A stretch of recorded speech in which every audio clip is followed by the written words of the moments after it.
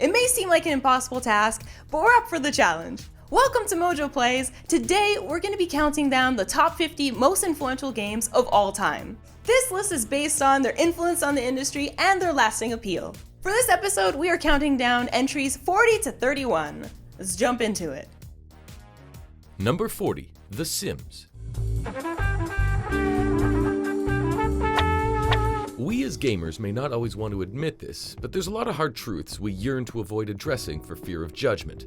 One such unpleasant reality pertains to the marketing of games and how for the longest time it's been dominated by the idea that only men play video games. Born of a male-dominated industry that's, to put it incredibly gently, slow to evolve, this concept soon became ingrained in the thoughts of publishers and only grew as time wore on. So when the games deviate from that idea and still manage to outclass other works of the same era, the industry takes notice. It just so happens that The Sims was one such game, a bona fide classic of its genre that strayed away from the popular trends of the day. The concept is simple enough. You manage the lives of a family, keeping track of their day-to-day needs and long-term desires while also trying not to go broke. Money needs to be flowing for the in-game characters, the eponymous Sims, to survive and thrive, meaning jobs need to be undertaken and people need to be kept content. There's also the matter of other Sims as neighbors, managing Sims pastimes, keeping the child Sims in schools, and death. Lots and lots of death. In the years after The Sims release, EA and Maxis would run focus groups which indicated that a large portion of people drawn to the game were women and casual gaming enthusiasts. It stood in stark defiance of the boys club mentality that surrounds much of game culture, showing the potential for games with a broader appeal to flourish. Further hammering this point home is how, in 2009, EA reported that The Sims series had sold over 100 million copies up to that point. Oh, voila! Number 39. Tomb Raider. It may not surprise you to hear that the 3D platformer came out largely in tandem with advancing technology. Hell, if you were of a certain age in the 1990s, you saw it firsthand. As the hardware for playing games steadily improved in terms of its capabilities, so too did the games advance. The year 1996 could be considered a point of no return, a moment in the medium's life that ensured nothing would ever be the same again. Into this particular moment came Tomb Raider, which appeared to deliver something once thought by game makers impossible. Its polygonal graphics allowed for the introduction of detailed three-dimensional versions of familiar adventure game environments like ancient temples and exquisite jungles. It mixed puzzles of a grand nature with gunplay and platform-to-platform traversal, essentially inventing the action-adventure game. Genre features like hidden items of importance and precision jumping across 3D ledges were codified here. Equally, as if not more important, was the introduction of a globe-trotting heroine in Lara Croft. While perhaps not as deep in characterization as today's standards demand, Lara's cool resolve and dry wit were a revelation for gamers at that time. Few women appeared as the lead characters of their own games, fewer still possessing any kind of distinct personality or worldview. With Lara, developer core design made clear that the future of gaming was in more diverse representation, for which we are grateful. Number 38, Dungeon Master. On the topic of dungeon crawls, one side of the experience that gaming hadn't quite explored yet was improvement through perpetual use of skills, instead of gaining sufficient experience points to level up. The latter was a time-honored tradition that dated back to role-playing games' roots in Dungeons & Dragons. Dungeon Master was, so far as can be gleaned, an active effort to take things in a new direction. The game approaches role-playing from a more empirical angle than most. Player characters use their abilities repeatedly in order to get better, learn what does and doesn't work contextually, and advance accordingly. The player could also use their mouse cursor to interact with objects and utilize the game's novel spellcasting system, which required you to learn runes in order to progress. In the late 80s, this was quietly brilliant and a sign that the dungeons of old were due for a change. Some of these features were experimented with and led to new advancements in the role-playing genre, while other aspects still endure in their original form. For example, the Elder Scrolls series still relies on the skill improvement through usage system, and the Ultima Underworld games were directly influenced by Dungeon Master's design. Number 37, King's Quest.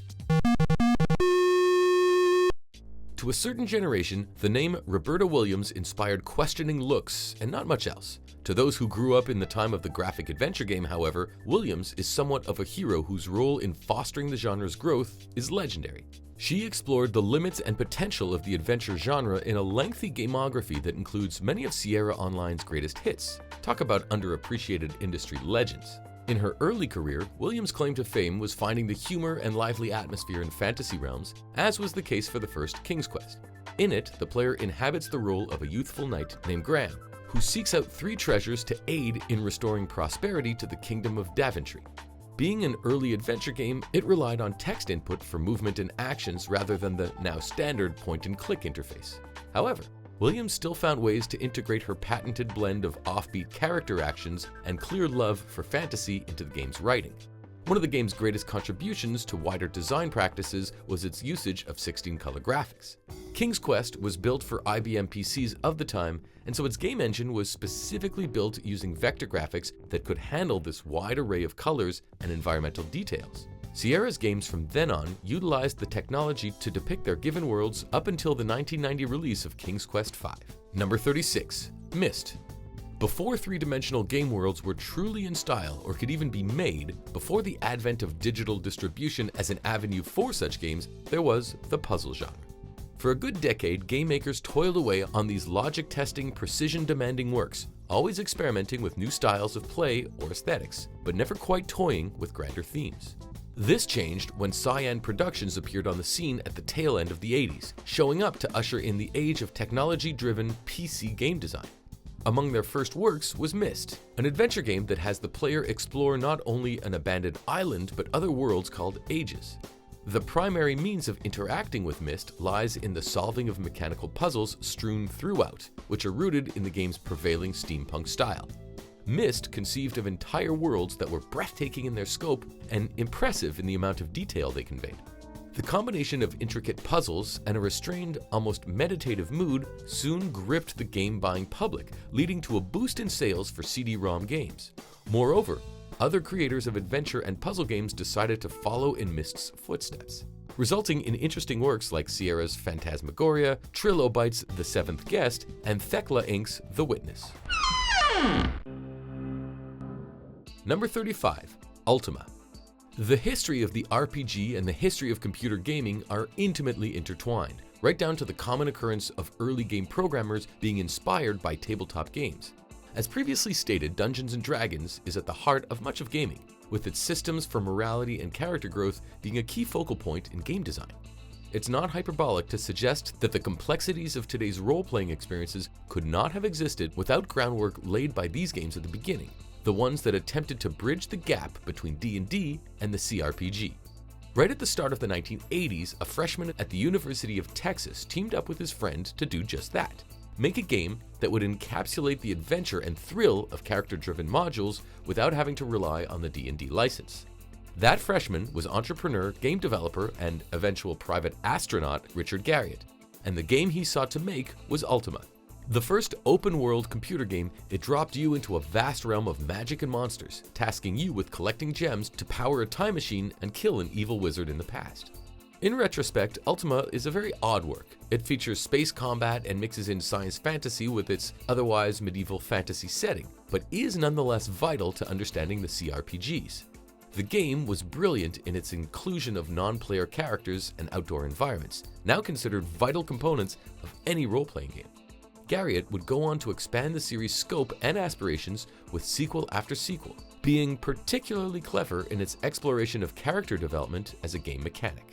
Number 34. Kung Fu Master. While a few games would precede it in introducing the idea of fighting games, Kung Fu Master is almost certainly the first game to actually warrant the label of beat 'em up. It's a side-scroller in which the player, as the martial artist Thomas, must battle through enemy after enemy to save Thomas's girlfriend from captivity. This means climbing up 5 floors of a temple and punching or kicking one's way past foes that grab Thomas, foes that throw knives at Thomas, and foes that can somersault into Thomas. before going head-to-head with one boss per floor. In practice, although evidently basic by later standards, the experience of playing Kung Fu Master is one that should feel immediately familiar to anyone even slightly familiar with arcade games. Everything from the progression through levels to the variation in punches and kicks Thomas can perform is now typical of the genre. In 1984, when boundaries were as yet undefined, these features, as well as the side-scrolling perspective, were fresh and demonstrated how enthralling beat-em-ups could be. The designer, Takashi Nishiyama, would have a fruitful career after working on Kung Fu Master. 3 years later, Nishiyama worked on the original Street Fighter for Capcom, before joining SNK and serving as producer on several of their titles. Series like Fatal Fury and The King of Fighters were created under Nishiyama's supervision and carried forth many of the ideas he had pioneered years earlier. Number 33. Mega Man. At the midpoint of the 80s, Capcom sought to deviate from their trend of porting arcade games to consoles. They would assemble a 6-person team to develop a game specifically for the Nintendo Entertainment System. It would draw from anime in particular, with artist Keiji Inafune paying close attention to the work done on Astro Boy in his conception of this original creation. Thus, gamers were delivered Mega Man, an important game in the realm of action platformers. You take on the role of the eponymous robot in this quest to defeat the villainous Dr. Wily, who could only be reached by beating 8 robot masters, the game's bosses. The game's clever innovations, like free choice of stage completion order and getting to use the robot master's weapons to destroy other robots in rock-paper-scissors fashion, are fixtures of the genre for a reason. Moreover, Mega Man succeeded in drawing Western interest towards aspects of Japanese popular culture. Anime was finding an audience in Western nations, especially North America, and so fans of the medium were attracted to media that dove further into the base cultural influences at anime's heart. The explosion of popularity Mega Man experienced led to a near unmatched franchise of games and spin-off works, ensuring that the Blue Bomber's legacy lives on. Number 32. Sid Meier's Civilization. To command a nation through the ages, a dream video games can make real for the masses. Civilization came to fruition with the goal of making city and nation management fun yet thrilling. How it accomplished this was a twofold effort. It needed to offer players the power to shape every aspect of their chosen society, and it needed to pit players against other states vying for control. Your civilization grows alongside those of your rivals, requiring a choice between diplomatic cooperation or deadly warfare to progress. Meanwhile, 1,000 decisions must be made in the interim: what belief system to adopt, what resources to develop, and how large of an army to raise. It demands responsible, considered action and rewards such a measured approach with riches, chances for expansion, and the possibility of surviving and thriving for many generations. After all, the simulated span of time is thousands of years, meaning there's a lot of time to come to grips with balancing democratic concerns, economic growth, and the ever-present threat of total decimation. Civilization proved a hit at the time and still sees circulation in open-source forms. Its value as one of only a handful of games to both get the difficulty of leadership and convey that difficulty in enjoyable terms cannot be understated.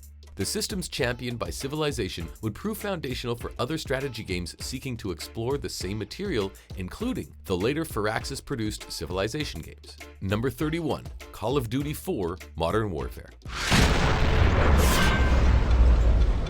Amid the rise and dominance of online multiplayer in the gaming world, the Call of Duty franchise regularly found itself a key innovator in its own right.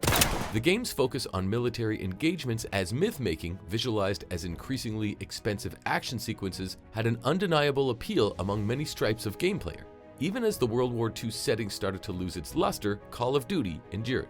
Call of Duty 4 Modern Warfare represented the first concerted effort to break away from certain series conventions while still serving as a reminder as to why we all came to the series in the first place.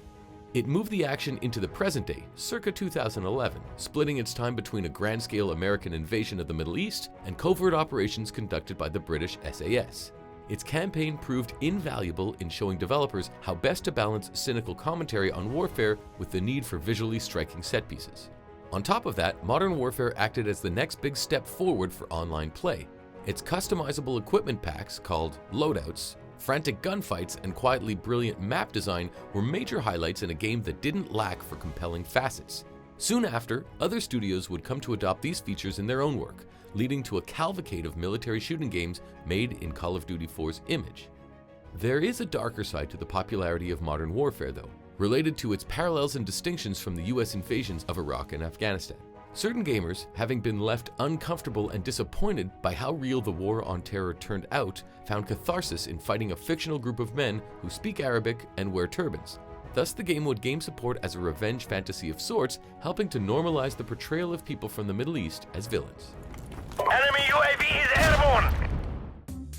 Check out these other great clips from MojoPlays, and be sure to subscribe and ring the bell to be notified about our latest videos.